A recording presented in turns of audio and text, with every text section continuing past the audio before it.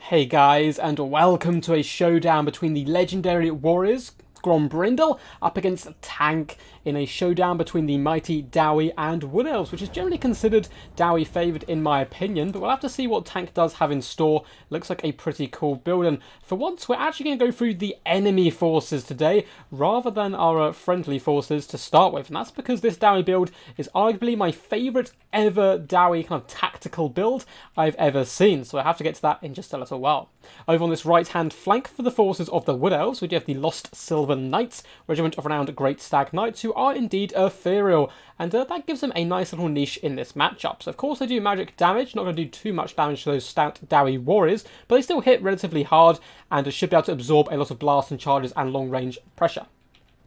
For the main battle line, we have Wildwood Rangers hidden in the forest here. Huge damage dealers with lovely AP. They do come in as well with a bonus versus large, and because they have Guardians of the Wild, they do gain charge defense and extra bonus versus large whilst in the woods, but of course that's not really going to come into play. But they are dotted here along the tree line, supporting the mighty Orion, the King of the Woods himself, who can be pretty good here. Cloak of Isha gives him some good durability, and he can go toe-to-toe relatively okay up against a lot of the Dwarf Lords, particularly because he has the opportunity to cycle charge them to death as well. We have a Spell Singer of Life coming with Regrowth, Earthblood, and an Opal Amulet to boot. Now over here in the kind of almost main front line, we have triple Glade Guard with Starfire Shafts, going to be pressuring the front of the Dawi formation, and they're elves, so they're relatively fast, not too much in the Dawi roster that can catch them, coming in with a 36 speed. And over on this left-hand side, we have another contingent of Bowfire and Great Wilden Elf Maniacs. So more Glade Guard with Starfire Shafts. Now, Starfire Shafts, for those who don't know, no longer do magic damage, they simply do fire damage, as well as good AP all round, which makes them a little bit actually more useful, particularly in this matchup in my opinion. And then we have more Wildwood Rangers to back them up as well. So pretty interesting stuff coming in with three kind of pockets of strength, really trying to look to surround the Dawi forces where possible. But this is what I'm really excited to show you guys, and that is that the Dawi formation has a front line of Slayers. Yes, you heard that right. The naked fanatics of the Dwarf roster are going to be leading the way. We have Dragonback Slayers over on this right-hand side, and dotted through the front line we have just the basic Slayers. Now, these guys, a bit of an odd pick when you first think about it. They have no armour whatsoever. They do have a Whirling Blade, so they can actually gain a bronze shield to try and block some missile fire. But why would you bring Slayers up against a faction which has a ton of arrow pressure? And moreover, why would you put them in the front line? It is a bit of a pickle.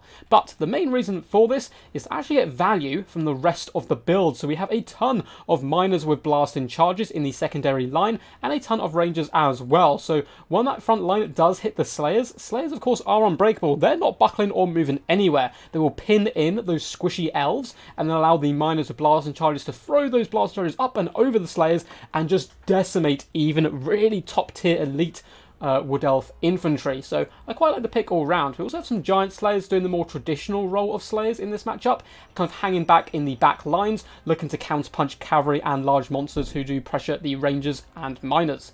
And leading the force, we do have Grombrindle, the White Dwarf. I do wonder if Grombrindle, the player, always brings Grombrindle. I mean, it makes sense name-wise, but I'll have to ask him at some point. He's going to be coming in with the Rune Axe of Grombrindle, which is an item you don't get to see terribly often. Also coming in with Flash Bomb, and Grombrindle has no fear, which has been changed, no longer as a map-wide effect, but does give Unbreakable and 24 melee defense to nearby folk. And of course he's unbreakable himself now. But anyway, let's see how the battle is starting to unfold. So Glade Guard of course will do lovely damage to these Slayers, but Slayers are pretty speedy, coming in with 40 speed up against, let's have a little look at the speed of the Glade Guard, 36. So the Slayers actually outpace them, which is pretty hilarious, meaning they're quite good for hunting down those skirmishers. In the back lines though, in come the Lost Silver Knights, ramrodding some rangers, doing some okay damage on the charge. But Giant Slayers are in hot pursuit, so these guys certainly need to pull back and escape where possible, as the Wood Elves do start to emerge from the trees over on this flank. The Wildwood Rangers no longer trying to hide their approach, as the Dwarf force is going to have to turn around to engage. However, Slayers in the front line are going to be chasing off the Glade Guard of Starfire Shafts. These units need to split up, and it looks like that's just what they're doing, so they can turn and counter-shoot the Slayers. It looks like the Wildwood Rangers have started to engage in the front line, but this is exactly what I'm talking about. Slayers will pin in these elite troops, and now we have a ton of Bowfire and blasting charges coming in, and it is decimating the Wildwood Rangers. They're on fire, they're full of arrows, and all round having a pretty terrible day.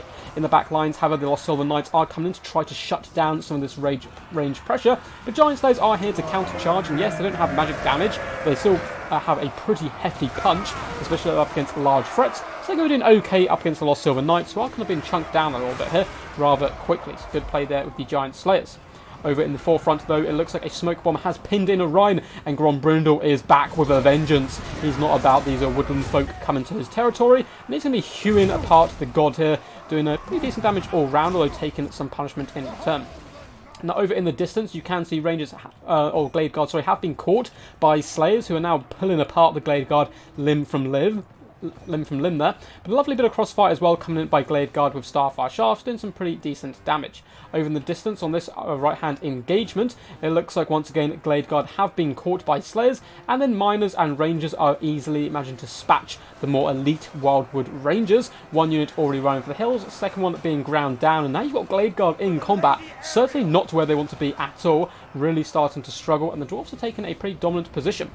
The Lost Silver Knights get into the one part of the battlefield they really do not want to be in, and that is right next to the boy Grombrindle. Comes in with that magic damage, so he can punish them pretty effectively. Though it looks like for the most part he has been going after Orion, and the Great Stag Knights have simply been getting dragged down by the Giant Slayers, and as I said earlier, they pack such a punch they can really pull through some of that ethereal effect. Down here we have more blasting charges once again going into the Wildwood Rangers. Slayers more than happy to die for the cause in Burning Flames if they get to drag down a few pointy ears for the cost, and they're certainly doing a good job here, hacking the limbs of the Wildwood Rangers apart, who are really starting to suffer, only up to 36 kills for a very expensive unit, whereas Slayers, 30 here for Miners, 43 for Slayers. It's pretty scary stuff, and even the Spell Singer of Life has been surrounded by a few Giant Slayers, only 14, but they're more than a match for a little bit of magic, hacking her apart with those double-handed axes. Looks like she's going to explode in ethereal fire. She chucks a dwarf down before healing herself. She's not going down without a little bit of a fight. Once again, Grombrindle does come toe-to-toe with Orion, and this time he managed to pop a smoke bomb, catching him in a rather awful situation for the Wood Elf, as there is a load of bow fire coming in as well. But both of these guys are unbreakable. Orion will fight to the death, although he looks like he's trying to slow-mo stomp away here, in a little bit of anger as his elves fall all around him. And these are, not doing too hot. Simply going to be trying to kite back Grombrindle to allow that Cloak of Isha to come into effect and heal up. Good play by Tank, trying to rescue the Lost Silver Knights and kind of drag them over to different engagements to help out more Wood Elf forces. But once again, Giant Slayers, hot pursuit here, really going to be used to drag down these Ethereal Knights, who do in fact break there, and it looks like the Wood Elves are going to throw in the towel.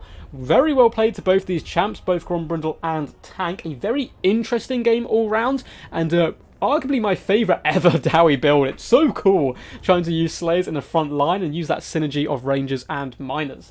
Anyway guys, hope you did enjoy. If you did, feel free to give the video a big old thumbs up and subscribe for more Total War Warhammer content in the future. If you'd like to see your replays up on the channel, feel free to join my Discord. There's a link down below, and down below in the description there's also other ways that you can support the channel via Patreon and so forth.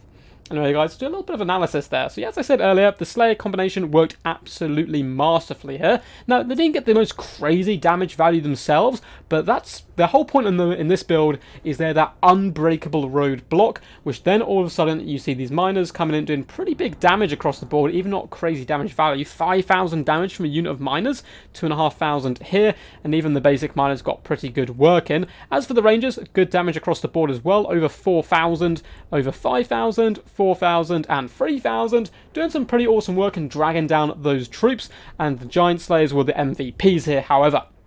Coming in with some pretty ridiculous 7,000 damage dealt, and on this unit 2,500 damage value, allowed them to really drag down those Ethereal Knights. Yes, they're very tanky in this situation, but a Slayer is still a Slayer. If you can die, he will certainly find a way to make you die.